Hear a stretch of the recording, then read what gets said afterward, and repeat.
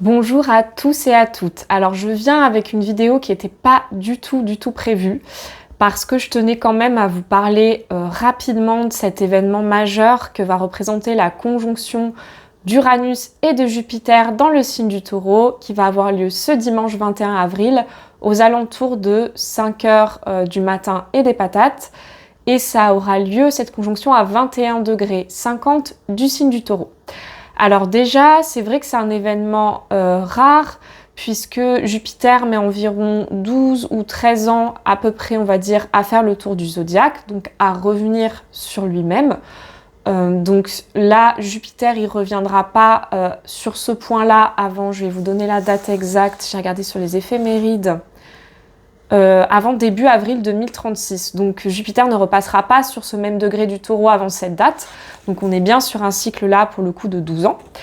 Et donc ce qui me semble intéressant dans cette conjonction, c'est déjà de comprendre l'énergie de ces deux planètes. Donc Jupiter, c'est vraiment une planète d'expansion qui a tendance à grossir à la loupe tout ce qu'elle touche. Jupiter dans le système solaire, c'est la plus grosse planète. Elle a, je sais plus combien, plus de 60 satellites qui gravitent autour. Donc elle a une force gravitationnelle qui est très élevée. Du coup, elle attire à elle. Donc c'est vraiment une énergie d'attraction, mais aussi qui a tendance à grossir, on va dire, à la loupe tout ce qu'elle touche. Donc dans un thème natal, en général, l'énergie du signe de Jupiter chez quelqu'un, on le voit bien dans sa personnalité, à moins que le Jupiter soit très entravé. Donc au même titre qu'on peut voir un soleil, une lune, un ascendant, en général, le Jupiter de la personne, il est bien présent dans l'expression de sa personnalité. Donc Jupiter, quand il se trouve comme ça dans le ciel, grossit un petit peu, carrément, même le signe dans lequel il va se trouver. Et en fait, va aussi grossir l'énergie des planètes qu'il va toucher. Donc là, la conjonction, c'est l'aspect le plus fort, puisque c'est un aspect vraiment de fusion entre deux énergies. Puisque sur un même degré, on retrouve deux planètes, donc ça signifie que pour un temps, ces deux planètes ne peuvent pas fonctionner l'une sans l'autre. Et la conjonction, c'est un aspect qui est en analogie au signe du Bélier, donc qui signale vraiment cet aspect de nouveau départ, commencement. La conjonction, c'est là où une graine est semée. Donc là, ça veut dire que pour chacun et chacune d'entre nous, il y a une graine qui est semée au 21°50 du signe du Taureau.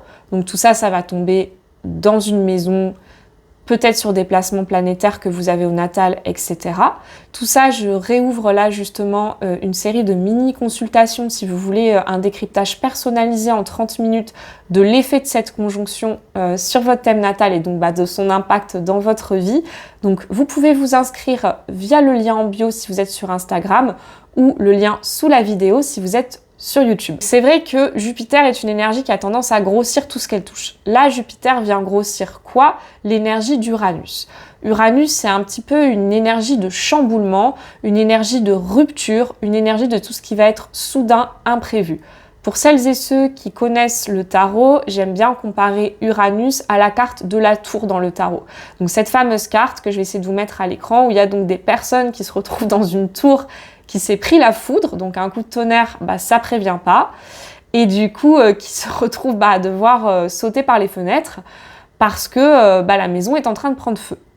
Uranus en transit en général vient faire péter toutes les structures que l'on avait bâties, que l'on avait construites dans notre vie, mais il vient pas faire ça pour nous faire du mal, il vient transformer ou secouer uniquement ce qui a besoin d'être modifié parce qu'en fait ça ne correspond pas vraiment à notre alignement profond ou ça ne correspond pas vraiment à notre soi supérieur, notre âme a envie pour nous. Donc c'est vrai que parfois Uranus en transit, il peut faire un peu de dégâts parce qu'il peut venir un peu secouer comme un tremblement de terre en fait, chacun à notre échelle, là où il va passer, il va faire comme des mini secousses ou un tremblement de terre ou parfois des énormes secousses, mais toujours pour apporter une prise de conscience. Il y a des profils de gens qui sont plus ou moins à l'aise avec l'énergie d'Uranus, les gens qui sont très marqués Verseau, les gens qui sont déjà très uraniens, c'est-à-dire qui ont un fort Uranus dans leur thème natal, vont peut-être plus facilement s'adapter aux secousses proposées par Uranus. Mais encore une fois, ça dépend comment ça tombe dans votre thème. En tout cas, Uranus, c'est sûr que c'est une énergie qui peut venir soudainement nous apporter des choses très imprévues. Donc ça peut être un diagnostic de maladie, une rupture, une séparation, la perte d'un bien auquel on ne s'attendait pas, la perte d'un proche. Voilà, vous voyez, c'est ce genre de choses, la perte d'un contrat de travail, qui peuvent vraiment venir nous déstabiliser, mais en fait toujours pour nous faire prendre conscience de choses qui, dans notre vie, finalement, n'étaient peut-être pas alignées. Uranus est là pour venir détruire uniquement cela, ou alors, si ces structures, elles peuvent être modifiées dans un aspect plus en douceur, Uranus vient un petit peu les secouer, les ébranler, les fissurer peut-être, mais pour mieux les cimenter, les rebâtir derrière. Je pense notamment à des relations. Parfois, ça peut venir secouer une relation, mais justement pour prendre conscience des deux côtés que l'on a envie de changement dans cette relation ou dans cette situation. Pour le coup, dans le signe du Taureau, moi j'y vois pas mal de volets.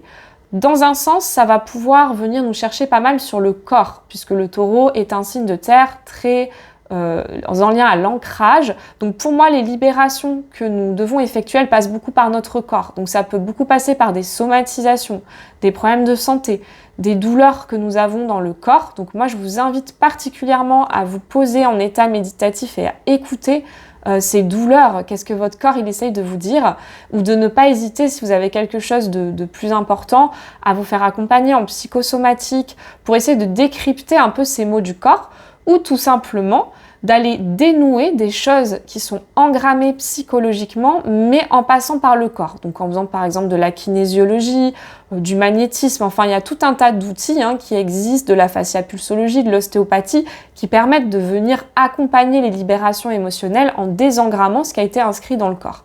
Donc ça, je vous laisse trouver de l'hypnose. Mais ça peut être intéressant de passer par une technique qui n'est pas mentale, puisque dans le Taureau, on est vraiment dans la terre, dans le corps. Le deuxième volet, c'est que ça peut vraiment venir secouer des habitudes de vie que nous avions, des relations, tout ce qui va être là depuis longtemps. Le Taureau, ça va être tout ce qui constitue notre stabilité. Donc stabilité financière, stabilité monétaire qui peut être remise en question par des pertes sur le plan monétaire ou des ruptures de contrat de travail, ce genre de choses. Mais aussi notre sentiment de sécurité qui peut être ébranlé pour nous poser les bonnes questions. Aujourd'hui, de quoi j'ai besoin pour me sentir apaisée, en sécurité, puisque le signe du Taureau, il recherche de la sécurité, du calme, de l'apaisement. Et parfois, c'est pas forcément ce qu'on pense, parce que si on va bosser tous les jours dans un CDI à 45 heures et qu'on est au bout du rouleau, qu'on déteste ce qu'on fait, qu'on se sent complètement désaligné, ok, on a une sécurité matérielle, mais est-ce qu'à l'intérieur de soi, on sent qu'on est sur un socle solide, que ce qu'on fait tous les jours, ça nous nourrit? Parce que dans le Taureau, il y a la notion d'être nourri. Donc bien sûr, selon les maisons dans lesquelles ça tombe, eh bien ça va donner un impact tout à fait différent. Ce que je voulais faire, c'était regarder un petit peu juste rapidement la carte du ciel, du coup, au moment justement de ce passage. Ce qui est intéressant, je trouve, c'est de voir que cette conjonction, elle va être en aspect de sextile à Mars. Donc il y a vraiment quand même une notion peut-être d'action ou de libération, puisque Mars est une énergie, une pulsion de vie. Alors certes, Mars est encore dans le signe des Poissons.